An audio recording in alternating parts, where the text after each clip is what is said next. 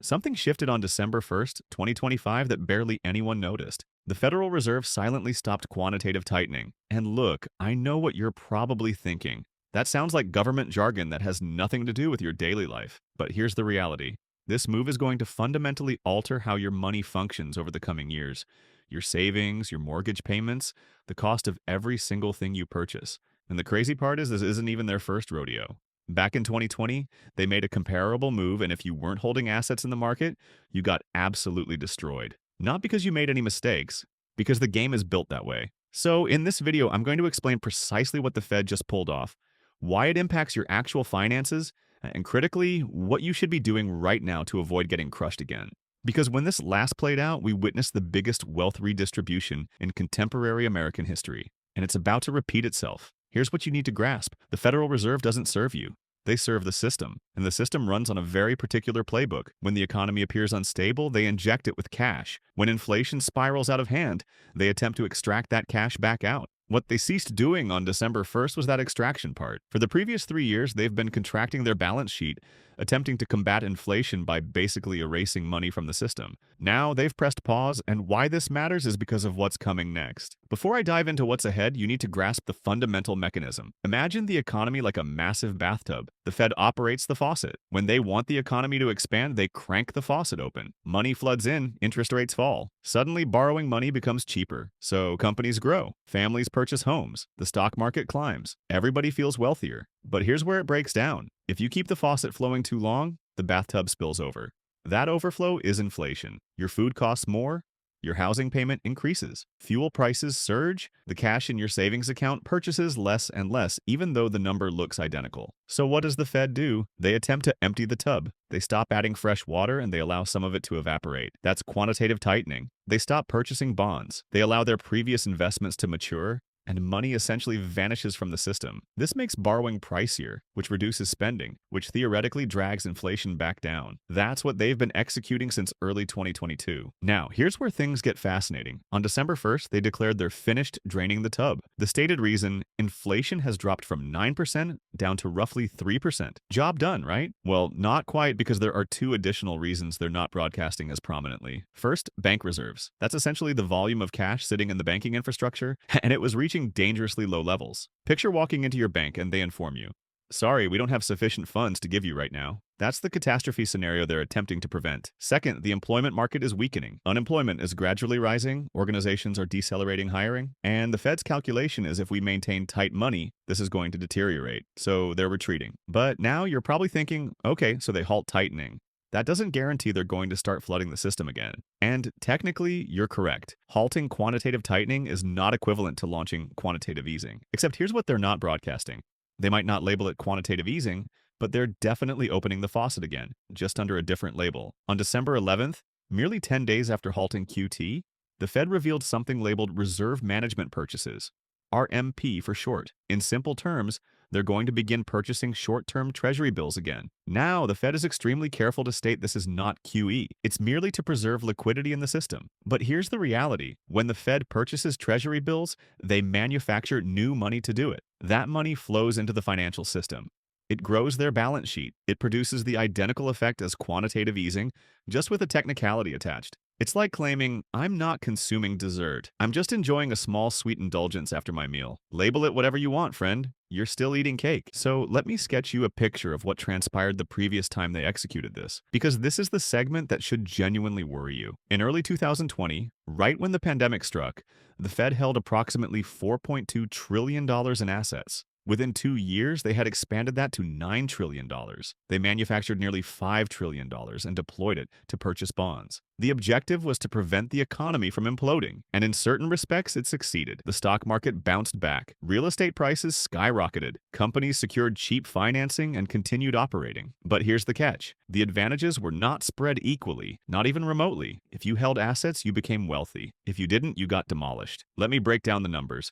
In 2021, home prices jumped 13%. The following year, another 18%. The S&P 500, which essentially represents the stock market, surged 18% in 2020 and another 28% in 2021. If you owned real estate or had capital in the stock market, your net worth exploded. But if you were simply working a standard job, accumulating cash, perhaps renting, here's what occurred to you. Inflation climbed from essentially 0 to 9%. Your housing cost increased, your food bills doubled, fuel hit $5 a gallon in certain areas, and your wages. The Bureau of Labor Statistics documented that real average weekly earnings declined about 3% between early 2021 and early 2022. You are earning less money in actual terms and everything costs more. That's the K-shaped recovery. Wealthy people's trajectory goes upward, everyone else's trajectory goes downward. Now, this wasn't accidental, it's how the mechanism operates. When the Fed reduces interest rates and injects money into the economy, asset valuations increase, stocks increase, property increases, bonds increase. But salaries are sluggish.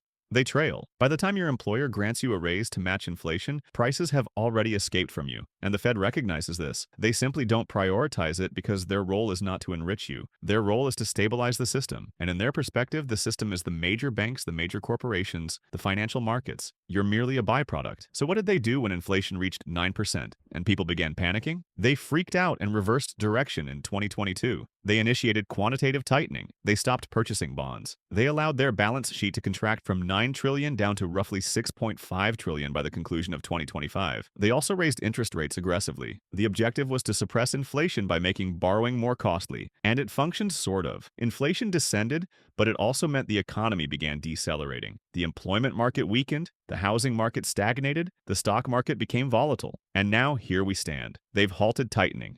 They've launched this new reserve management purchase initiative. And if you interpret between the lines, they're preparing to open the faucet again. Now, here's the dilemma. Once they initiate, it's extremely difficult to halt because the entire system is constructed on inexpensive money. Corporations are dependent on low interest rates. The housing market relies on affordable mortgages. The stock market rises when borrowing is cheap. The instant the Fed attempts to tighten, everything begins to fracture. So they loosen again, and every time they loosen, inflation returns. And every time inflation returns, people who don't hold assets become poorer. Let me provide you a tangible example. Let's say you possess $50,000 in a savings account right now. Your bank is likely compensating you somewhere around 3% interest if you're fortunate. So you're generating about $1,500 a year. Sounds acceptable, right? Except if inflation climbs back up to 4 or 5%, which is extremely possible if the Fed continues loosening, your $50,000 is depreciating faster than it's accumulating. You're generating $1,500 in interest, but forfeiting $2,000 or more in purchasing capacity, you're moving backwards.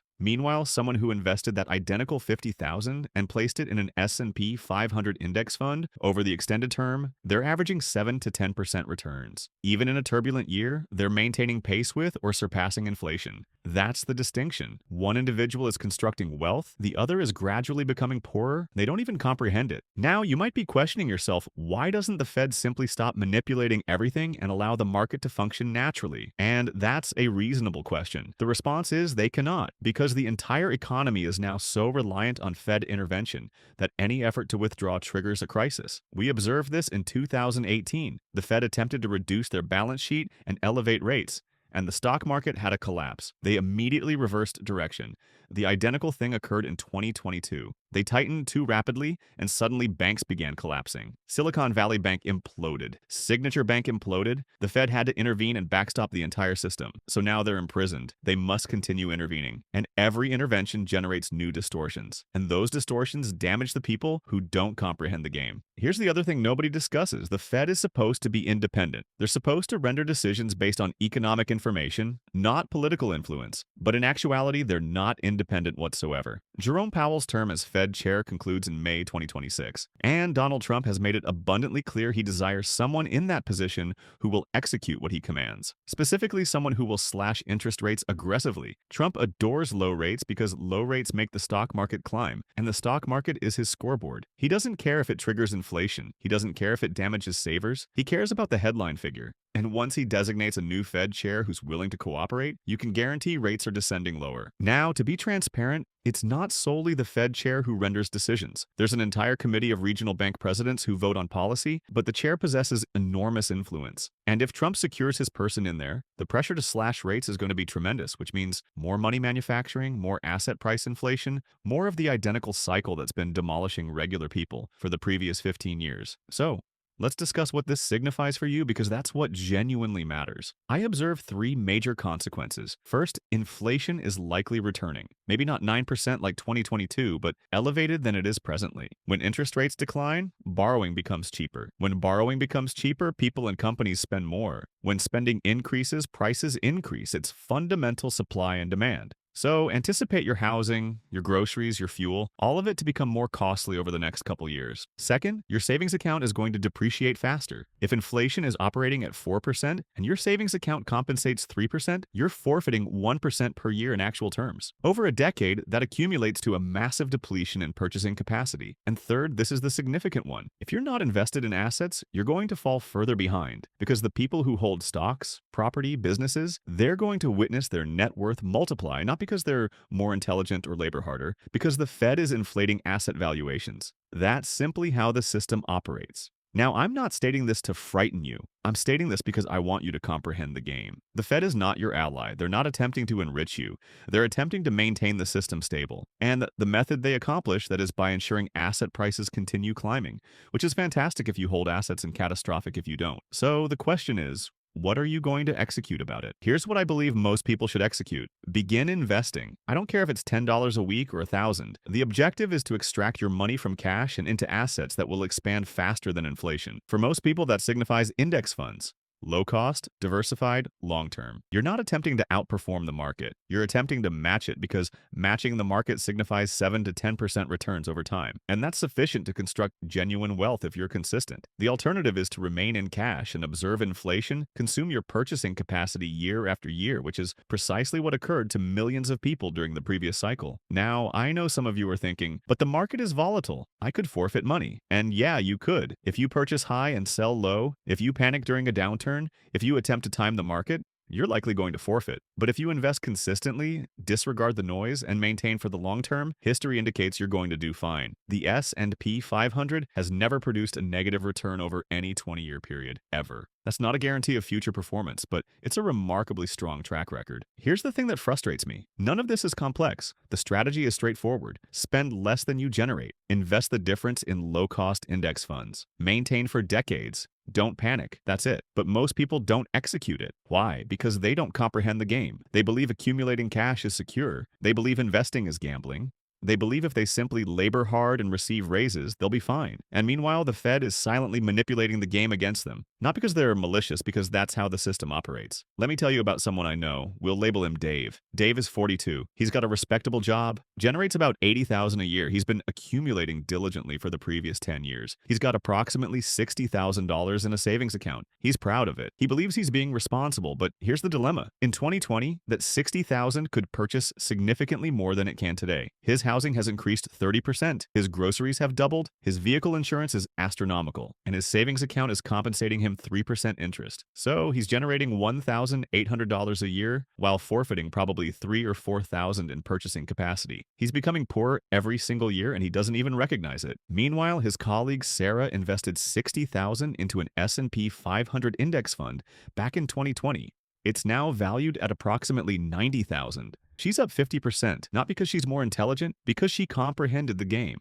Now, I'm not stating you should extract all your money from savings and transfer it into the stock market tomorrow. You require an emergency fund. You require liquidity. But if you've got money sitting in a savings account that you're not going to access for 5 or 10 years and you're not investing it, you're making an error. A significant one. Because inflation is a silent taxation. It doesn't appear on your bank statement. You don't receive a bill, but it's consuming your wealth every single day. And the Fed just signaled they're about to intensify it. Here's the other thing. You don't require being wealthy to begin investing. You don't require $10,000 or even $1,000. You can establish a brokerage account with most platforms and begin investing with $10. The barrier to entry is essentially zero. The only thing preventing you is knowledge and momentum, and that's correctable. You can learn this material. It's not rocket science. You don't require understanding options or derivatives or short selling. You simply require understanding index funds, compound interest, and time horizon. That's it. So let's discuss what's likely going to transpire over the next 12 to 18 months. This is my interpretation based on what I'm observing. First, the Fed is going to continue slashing interest rates. They already slashed 3 times in late 2025. They stated they're pausing, but I don't trust them. The economic information is weakening, unemployment is increasing, and once Trump secures his new Fed chair in position, the pressure to slash is going to be massive. So rates are descending lower. Second, they're going to expand this reserve management purchase initiative. They'll label it something technical and mundane, but the effect is going to be identical to QE. They're going to inject more money into the system. Third, asset valuations are going to climb. Stocks, property, maybe even crypto, because when the Fed opens the faucet, money must flow somewhere and it flows into assets. And fourth, inflation is going to gradually return. Maybe not to 9%, but 4 or 5, maybe 6%, completely possible, which means everything is going to become more costly. And if your income doesn't maintain pace, you're going to feel poorer because you will be poorer. Now, here's the segment that genuinely frustrates me. The Fed recognizes all this. They recognize that their policies generate wealth inequality. They recognize that asset holders benefit and wage earners get demolished. They've examined the data, they've reviewed the studies, and they execute it anyway. Why? Because their mandate is not to render the economy equitable, it's to maintain it stable. And in their perspective, stable signifies preventing asset prices from collapsing, even if that signifies regular people get compressed. It's not a conspiracy, it's simply incentives. The Fed is operated by people who originate from Wall Street and return to Wall Street. Their entire worldview is shaped by financial markets. So when they render decisions, they prioritize financial stability over economic fairness. And the outcome is a system that operates excellently for people with capital and catastrophically for people without it. I want to demonstrate you one more thing. Let's say you're 35 years old right now. You've got 30 years until retirement, and you've got $10,000 to invest. If you place that money in a savings account generating 3% in 30 years, you'll possess approximately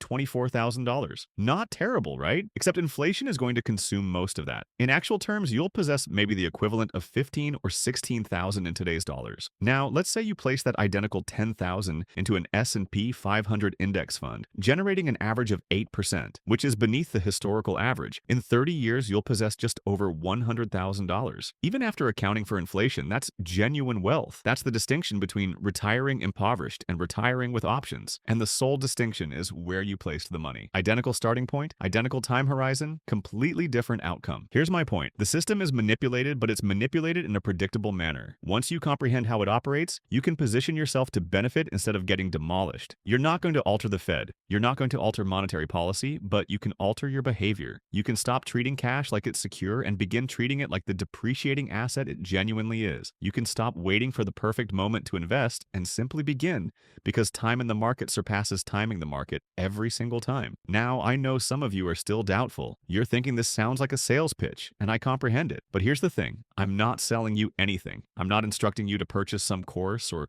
subscribe to some newsletter or follow some expert. I'm instructing you to establish a brokerage account, purchase a low-cost S&P 500 index fund, and maintain it for decades. That's it. You can execute that for free. You don't require me. You don't require anyone. The information is accessible. The tools are available. The only question is whether you're going to act on it or continue executing what you've been executing and hope it functions out. So begin now, not next month, not when the market retreats, not when you feel more confident. Now, because every day you wait is a day you're forfeiting to inflation. The positive news is you don't require being wealthy to begin. You don't require a finance degree. You don't require understanding complicated strategies. You simply require understanding the fundamentals, establish an account, and begin placing money to work. And if you execute that consistently over time, you're going to be fine. You're going to construct wealth. You're going to outpace inflation. You're going to establish yourself for retirement that doesn't involve laboring until you're 80. But you must begin because the Fed just informed you what's coming.